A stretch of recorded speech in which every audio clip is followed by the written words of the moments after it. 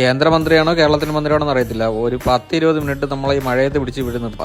പാളയത്ത് നിന്ന് എയർപോർട്ട് പോകുന്ന മെയിൻ റോഡാണ്. അപ്പോൾ തിരുവനന്തപുരം സിറ്റിക്കകത്ത് ആൾക്കാർക്ക് എവിടെ പോകണമെങ്കിലും ഞായറാഴ്ച ദിവസം ആയാൽ പോലും പോകണമെങ്കിൽ ഈ വഴി കൂടെ പോയാലും പറ്റില്ല. ആ സമയത്താണ് പോലീസ് ഇങ്ങനെ കാണിക്കുന്നത്. ഇത് ചെയ്യുന്നത് ശരിയാണോ തെറ്റാണോ എന്ന് എനിക്കറിയത്തില്ല. ഇതിലെ നിയമാവശം എന്താണെന്ന് അറിയത്തില്ല. പക്ഷെ ഇത് ജനങ്ങൾക്ക് വലിയ ബുദ്ധിമുട്ട്. ഇത് മാർച്ച് 2-ാം തീയതി തിരുവനന്തപുരത്ത് നടന്ന ഒരു സംഭവമാണ്.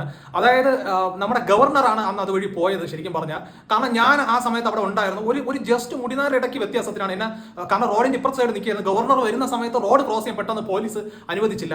പക്ഷേ റോഡ് ക്രോസ് ചെയ്യാനാണെന്ന് വിചാരിച്ചിട്ട് വേറൊരു പോലീസുകാരെ പൊക്കിയോളൂ എന്ന് പറഞ്ഞു. അതുകൊണ്ട് ഞാൻ ജസ്റ്റ് മിസ്സിൽ രക്ഷപ്പെട്ടു. അല്ലെങ്കിൽ ആ മഴയത്ത് ഞാനും നിൽക്കേണ്ടതായിട്ടുണ്ടായിരുന്നു. അപ്പം നമ്മളെ പണ്ട് രാജാക്കന്മാരൊക്കെ പോകുന്ന സമയത്ത് ഇതേപോലെ ജനങ്ങൾ വഴി ഒതുങ്ങി കൊടുക്കണം, അല്ലെങ്കിൽ ഉയർന്ന ജാതിക്കാർ പോകുമ്പം കീഴ്ജാതിക്കാർ വഴി ഒതുങ്ങി ഒളിച്ചു നിൽക്കണം. മനസ്സിലായി? ഈയൊക്കെ സമ്പ്രദായങ്ങൾ പണ്ട് നമ്മളെ കേരളത്തിലല്ല ഇന്ത്യ ഒട്ടൊക്കെ ഉണ്ടായിരുന്ന സംഭവങ്ങളാണ്. ഇപ്പൊ അതിന്റെ മോഡേൺ വെർഷനാണ് ഈ പറഞ്ഞ സംഭവങ്ങൾ. മന്ത്രിയോ അല്ലെങ്കിൽ സ്റ്റേറ്റിന്റെ ഏതെങ്കിലും പ്രധാനപ്പെട്ട ആളോ അല്ലെങ്കിൽ ഇന്ത്യൻ പ്രധാനമന്ത്രി പ്രസിഡന്റ് ഒക്കെ വരുമ്പം ജനങ്ങൾ വെയിലായാലും മഴയായാലും എവിടെയാണോ അവിടെ പോലീസുകാർ പിടിച്ചു നിർത്തും. ഇത് സെക്യൂരിറ്റിയുടെ ഭാഗമാണ്. പക്ഷെ ഇതുമായി ബന്ധപ്പെട്ട് ഒരുപാട് ആൾക്കാർ അനുഭവിക്കുന്നുണ്ട്. ഞാൻ തന്നെ ഒരുപാട് തവണ നമ്മുടെ മുഖ്യമന്ത്രി, നമ്മൾ തിരുവനന്തപുരത്തുകാര് ഏറ്റവും കൂടുതൽ അനുഭവിക്കുന്ന ഒരു സംഭവമാണ്. ഇടയ്ക്ക് മുഖ്യമന്ത്രിക്കെതിരെ കോൺഗ്രസ്സുകാരുടെ വലിയ പ്രതിഷേധം ഉണ്ടായിരുന്ന സമയത്ത് ഒരു 10-15 മിനിറ്റ് ഒക്കെ ചില സമയത്ത് നമ്മളെ പിടിച്ചിട്ട് വണ്ടി ബ്ലോക്കിൽ പെട്ടു. നമ്മുടെ എന്തെങ്കിലും അത്യാവശ്യ കാര്യത്തിന് പോണതായിരിക്കും, അപ്പോഴായിരിക്കും ഇതേപോലെ പിടിച്ച് പോലീസ് ഇടണം. ഒരിക്കൽ ഞാൻ മഴയത്ത് നിന്നിട്ടുണ്ട്. മുഖ്യമന്ത്രി ക്ലിഫ് ഹൗസിൽ നിന്ന് ഇറങ്ങി തിരുവനന്തപുരത്തെ കോർപ്പറേഷൻ വഴിയാണ് പോകുന്നത്. അപ്പോൾ ഈ കോർപ്പറേഷന്റെ ഫ്രണ്ടിൽ ഇതേപോലെ പിടിച്ച് നിർത്തി ഞാൻ മഴയത്ത് നിൽക്കേണ്ടി വന്നു. അവസാനം മഴ കടുക്കാൻ തുടങ്ങിയപ്പോൾ ഞാൻ പിന്നെ ഈ പോകുന്ന വഴി മാറ്റി തിരിഞ്ഞൊക്കെ പോവേണ്ടി എനിക്ക് വന്നിട്ടുണ്ട്.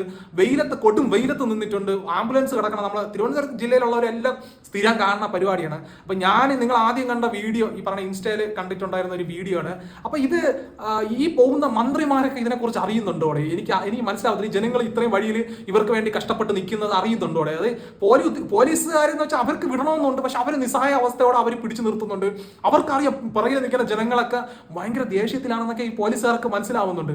അപ്പം സെക്യൂരിറ്റി ആണ്. എന്നിരുന്നാലും ഇവർ ഈ പോകുന്ന വഴിക്ക് ഈ പറഞ്ഞ കിലോമീറ്റേഴ്സ് ഇങ്ങനെ അങ്ങ് തടഞ്ഞിടുകയാണ്. മനസ്സിലായില്ലേ? ഗവർണർ എന്ന് പറയുന്ന ആള്, നമ്മുടെ കേരളത്തിന്റെ ഗവർണർ തിരുവനന്തപുരത്ത് താമസിക്കുന്ന സ്ഥലത്ത് നിന്ന് എയർപോർട്ടിൽ പോകാൻ വേണ്ടി ഏകദേശം 7-8 കിലോമീറ്റർ ദൂരമുണ്ട്. അത്രയും ദൂരം ഉള്ള സ്ഥലങ്ങളെല്ലാം ബ്ലോക്ക് ചെയ്യേണ്ടി വരും.